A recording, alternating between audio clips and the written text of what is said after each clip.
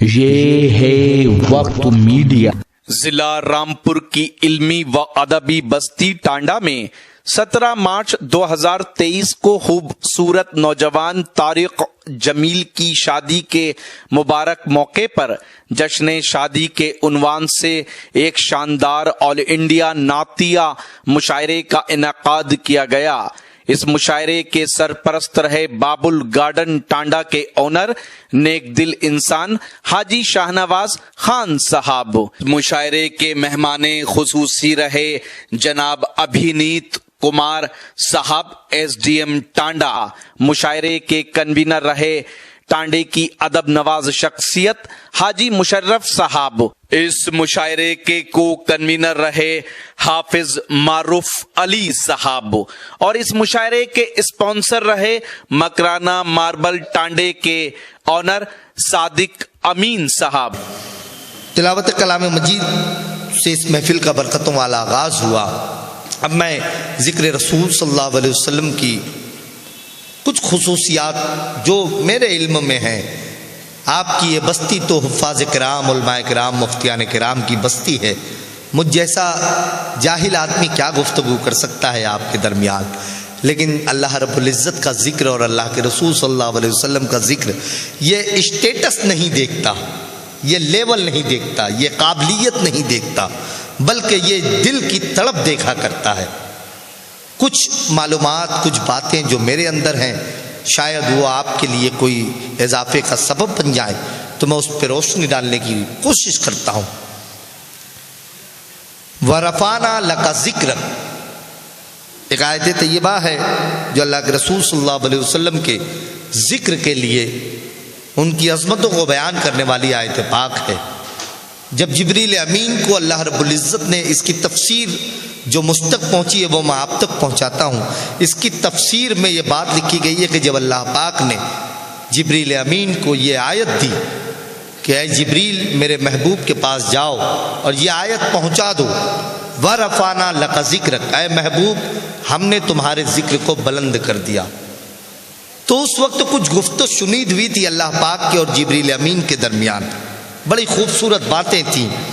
اللہ پاک نے جب یہ آیت عطا فرمائی جبریل امین کو کہ یہ میرے محبوب تک پہنچا دو کہ اے محبوب ہم نے تمہارے ذکر کو بلند کر دیا، تو اس وقت جبریل امین نے آیت پاک کو، ہمارے ماشاءاللہ شورائے کرام تشریف لا رہے ہیں، تو حضرت جبریل امین کو جب یہ آیت پاک دی گئی تو جبریل امین نے آیت پاک لی اور کہا کہ اے پروردگار میں جانتا ہوں کہ کائنات میں، زمین و آسمان میں جو کچھ تو نے تخلیق کیا ہے ان تمام میں سب سے بلند ذکر اگر کسی کا ہے تو اے پروردگار وہ تیرا ذکر ہے، اور تیرے بعد اگر سب سے عظیم اور بلند ذکر کسی کا ہے تو وہ تیرے محبوب حضرت محمد مصطفیٰ صلی اللہ علیہ وسلم کا ذکر ہے۔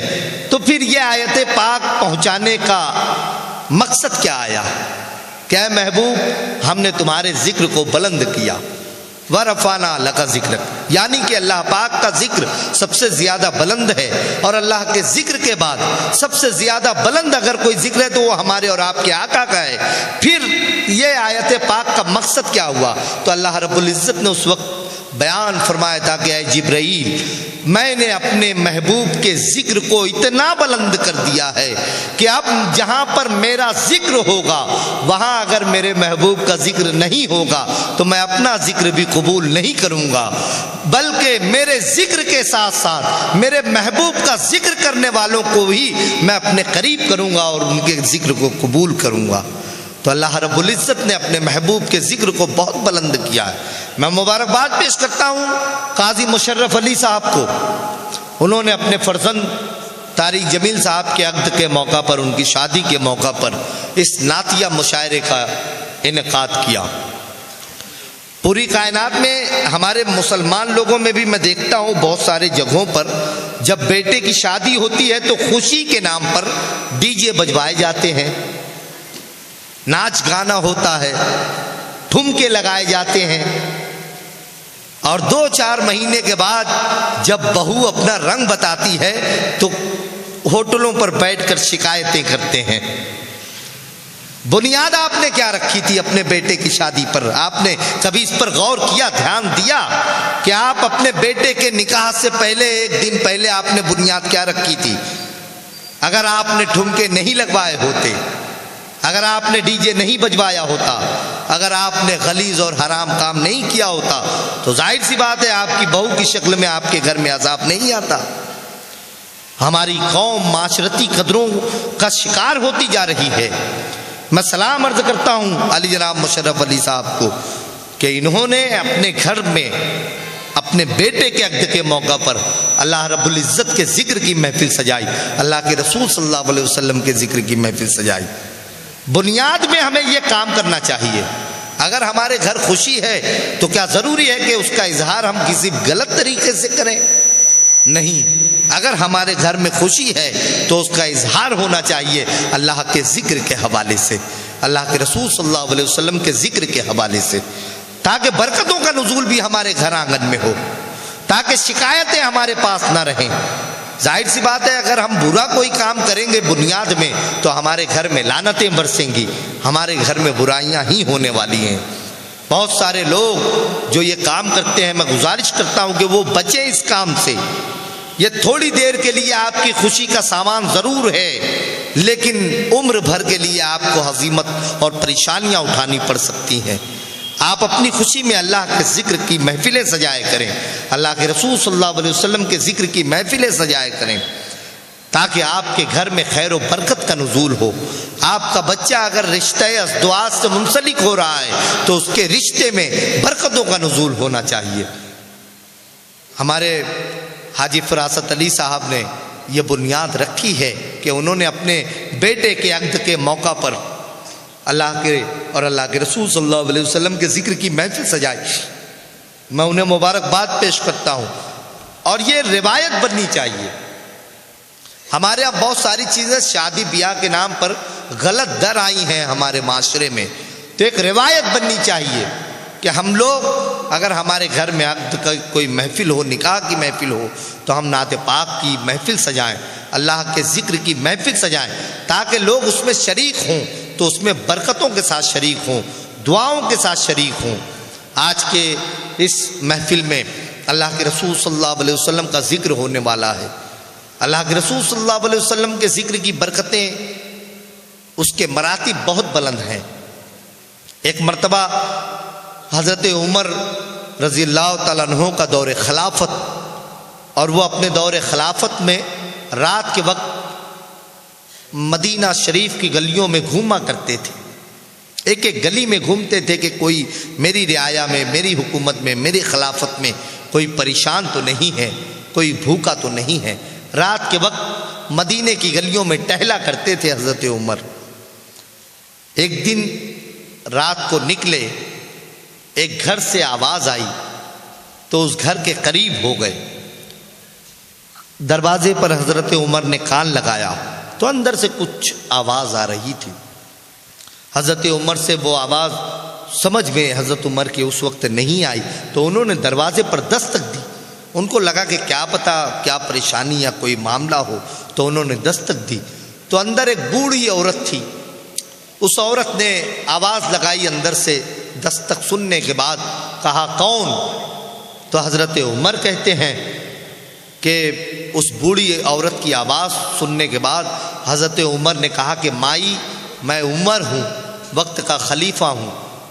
تو اندر سے وہ بوڑھی عورت کہتی ہے کہا چل چل جھوٹ مت بول، عمر کو رات کے اس وقت میں مجھ سے کیا کام پڑ سکتا ہے، وہ کیوں وقت کے خلیفہ کیوں میری دہلیز پر ہوں گے۔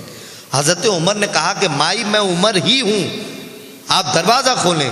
جب وہ بوڑھی عورت قریب آ کر دروازہ کھولتی ہے تو ششدر رہ جاتی ہے، دنگ رہ جاتی ہے، واقعی میں حضرت عمر کو اپنی دہلیز پر کھڑا دیکھتی ہے۔ حضرت عمر نے کہا کہ مائی رات کے اس وقت میں مدینے کی گلیوں میں ٹہلتا رہتا ہوں کہ کسی کو کوئی پریشانی تو نہیں ہے، کوئی بیمار تو نہیں ہے، کسی کے پاس کھانے کی کوئی چیز ہے یا نہیں ہے، کوئی بھوکا تو نہیں ہے، مجھے کچھ آواز آئی تو میں نے دستک دے دی۔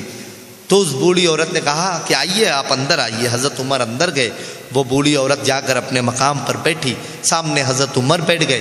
حضرت عمر نے کہا کہ مائی یہ آواز کیا تھی جو میں نے سنی؟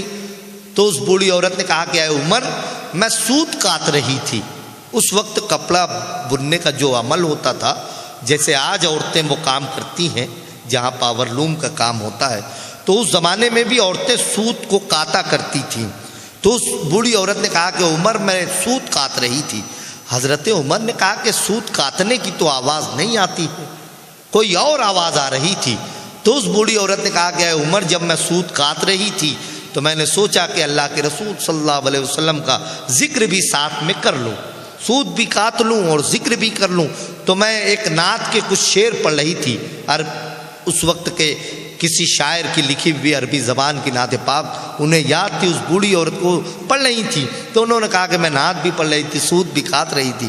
تو حضرت عمر ادب کے ساتھ دو زانو ہو کر بیٹھ گئے. کہا مائی اگر گرا نہ گزرے تو وہ نعت کے شعر میں بھی سن لوں. تو اس بوڑھی عورت نے کہا کہ عمر میں سوت کاٹ رہی تھی اور میں اپنے فائدے کے لیے نعت پڑھ رہی تھی، اس میں تمہارا کیا فائدہ ہوگا؟ تو حضرت عمر نے ایک جملہ کہا تھا اس وقت کہ مائی ہو سکتا ہے بروز محشر اللہ رب العزت اپنے محبوب کے ذکر کے پڑھنے کے صدقے میں اس کے طفیل میں آپ کی بخشش کر دے، اور ہو سکتا ہے کہ اللہ پاک اس ذکر کے سننے کے طفیل میں میری بخشش کر دے. تو اللہ کے رسول صلی اللہ علیہ وسلم کے ذکر کی عظمتیں بڑی بلند ہیں، ہم اسے گمان میں بھی نہیں لا سکتے، ہم سوچ بھی نہیں سکتے. اللہ کے رسول صلی اللہ علیہ وسلم کی ذکر سے آج ہمیں اور آپ کو سرشار ہونا ہے. آج ہمیں اور آپ کو اپنے قلوب کو، اپنے دل و دماغ کو معطر اور منور کرنا ہے اللہ کے رسول صلی اللہ علیہ وسلم کے ذکر سے. سرکار دو عالم صلی اللہ علیہ وسلم کا ذکر کرنے کے لیے اور سننے کے لیے جن لوگوں کو چنا جاتا ہے ان لوگوں میں آج ہمارا انتخاب کیا گیا ہے. یہ اللہ رب العزت کا خصوصی کرم ہے کہ آپ اور ہم اللہ کے رسول صلی اللہ علیہ وسلم کے ذکر کی محفل میں اس وقت آ کر بیٹھے ہوئے ہیں. ورنہ ہم اپنے کام میں بھی ہو سکتے تھے، ہم اپنے گھر میں گرم گرم بستر میں بھی ہو سکتے تھے، لیکن اس وقت اگر آپ اور ہم یہاں بیٹھے ہوئے ہیں تو یہ اللہ رب العزت کی عنایت. تو دوستو یہ تھا ضلع رامپور کے ٹانڈا میں ہوا ایک شاندار آل انڈیا نعتیہ مشاعرہ جو جشن شادی کے موقع پر حاجی مشرف صاحب نے آرگنائز کیا، وہ اس کے کنوینر تھے. دوستو شادی کے موقع پر مسلمان جو ہے ڈی جے بجا رہے ہیں، ناچ گانے کر رہے ہیں، لیکن ضلع رامپور کے ٹانڈا میں حاجی مشرف صاحب نے اپنے لڑکے کی شادی سے ایک روز قبل یہ شاندار آل انڈیا مشاعرہ آرگنائز کیا. امید کرتا ہوں یہ آپ کو اچھا لگا ہوگا. یہ مشاعرے کا ایک ویڈیو نہیں ہے، بہت جلد یہ پورا مشاعرہ آپ ہمارے یوٹیوب چینل وقت میڈیا پر دیکھ پائیں گے. اگر آپ چاہتے ہیں کہ آپ کے شہر کے مشاعرے وقت میڈیا کور کرے تو آپ ہم سے کانٹیکٹ کر سکتے ہیں. ہمارا کانٹیکٹ اور واٹس ایپ نمبر ہے 9997640286. پھر کسی شہر سے کسی اور مشاعرے کو آپ تک پہنچائیں گے. میں شفیق خان وقت میڈیا کے لیے ٹانڈا ضلع رامپور سے.